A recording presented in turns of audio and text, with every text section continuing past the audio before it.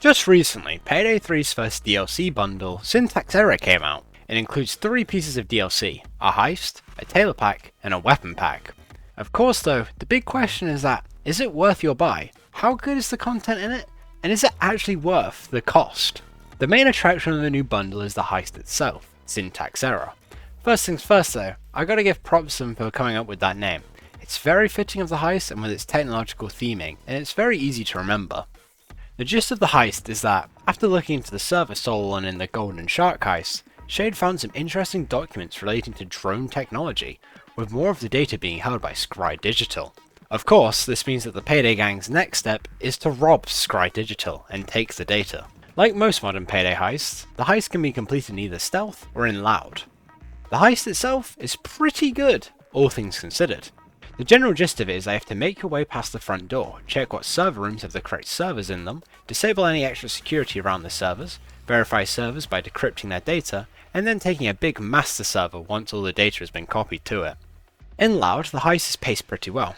There's quite a bit of waiting about, waiting for the keypad panel to be hacked, waiting for the temperature to rise, waiting for the servers to be verified, but a lot of the waiting never really overstays its welcome, and the heist flows very naturally. The ending of the heist is pretty fun too. It can be super rough if you aren't prepared for it, but it's super fun with how open it is and how much you have to push the cops back. The only really annoying part of the heist is that techies are on the map, but we'll get to techies eventually. In stealth, the heist is very fun. You get to skip a lot of the waiting that you have in loud, and in its place is replaced by some pretty fun usage of the map environment. You can use vents to crawl around the basements and drop down into the server rooms. Overall, very fun and very enjoyable heist. Added with the new heist, the techie is the newest special enemy type. Living up to the name, the techie doesn't actually fight herself, but instead uses technology to fight the gang. Like a coward. Our whole gimmick is that she hides in a spot far away from the actual fighting, sets up 2 drones to attack you, not having to actually get her hands dirty herself. However, she has little to no spatial awareness when she's set up, and you can get the drop on her. You may be wondering, if the techie's whole purpose is to hide from the player and attack them from safety, how do you stop them? As you get closer to the techie's hiding spot, a glitchy effect is applied to your HUD, with the intensity of the effect increasing as you get closer to her hiding spot. Once you've found out where she's hiding, she's a bit of a sitting duck, and will take a couple of shots to kill, and when she dies, her drones also go down with her. In terms of specifics though, she can set up 2 drones at any one given time. These drones will track down and shoot players, with currently devastating DPS on overkill. Starbreeze, no chance in how you're watching my video, but please, tweak those damage numbers on the drones. They are practically guaranteed to shred at least half a chunk of your armor. You can also shoot down the drones to kill them, but they will also eventually respawn, and the only way to actually fully kill them is to kill the techie who's spawning them in. The techies are definitely an interesting addition to the game, but as they currently stand as an enemy type, especially on overkill, they are way too oppressive as a special unit.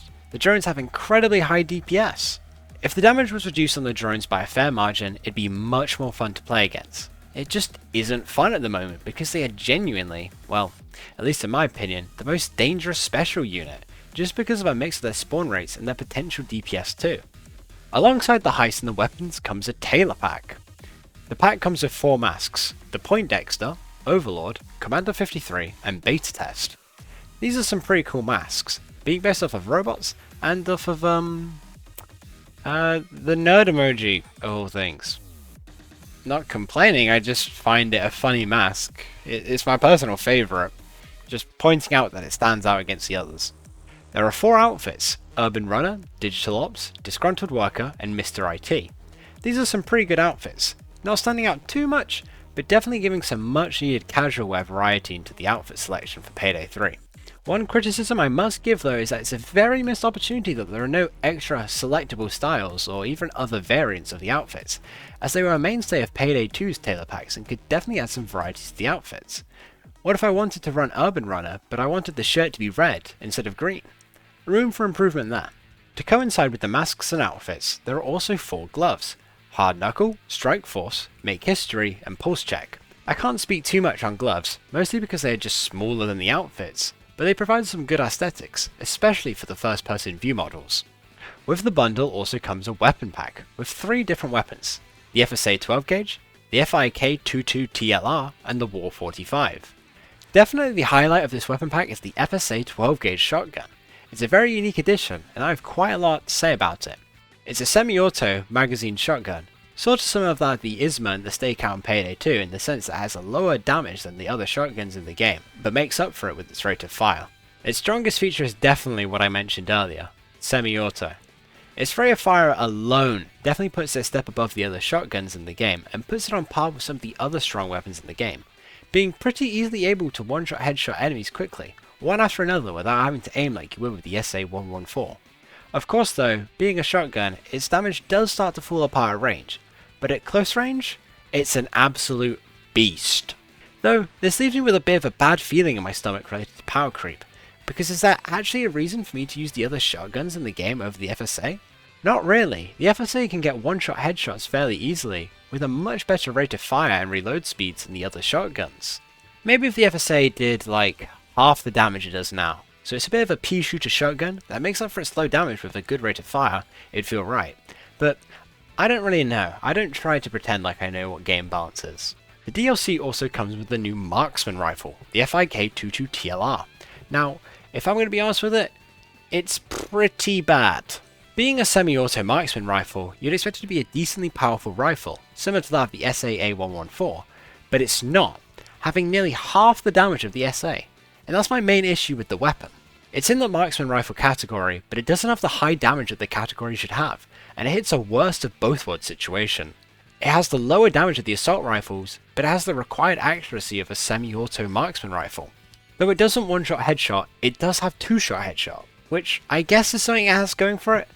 Its ammo efficiency is absolutely off the wall, but that doesn't really make it a worthwhile pick for any other reason over the SA, because it can have a bunch of different features, but if it can't one-shot headshot, it just feels really awkward to use. And that's not even talking about the fact that you have to click the mouse twice because of it. That just feels so wrong on so many levels. The SMG, the War 45, is a very nice addition to the SMG roster though. I can't really go into too much detail because, well, there's not really too much to say about it. It's a pretty bog standard SMG that doesn't really do too much differently from the rest. It's got a good rate of fire, good damage, good accuracy and good stability. What can I really say? Super solid weapon, and it makes SMGs feel really fun. Now, the big question that initially sparked the idea behind this video, is it worth the price? The first DLC has definitely gone under some scrutiny for its pretty steep asking price, with the bundle going for £14.99, the heist standalone for £7.99, the Tailor pack for £3.99, and the weapon pack for £4.99. Just as a point of reference, Payday 2's final heist bundle, Crude Awakening, was sold at £8.32. The heist itself standalone was being sold for £5.99, the Tailor pack for £2.49, the weapon pack for £3.49, and it also included a music pack priced at £2.49. If you're like me and bought the silver or gold editions of Payday 3, you do get this DLC for free, but if you didn't, you have to buy this separately. The heist is good, but worth £7.99? Yeah, I would have to pass on it. It's a pretty large amount of money just for one heist. Same goes for the rest of the DLCs in the bundle. 3 weapons for £4.99. Forget the Scry servers.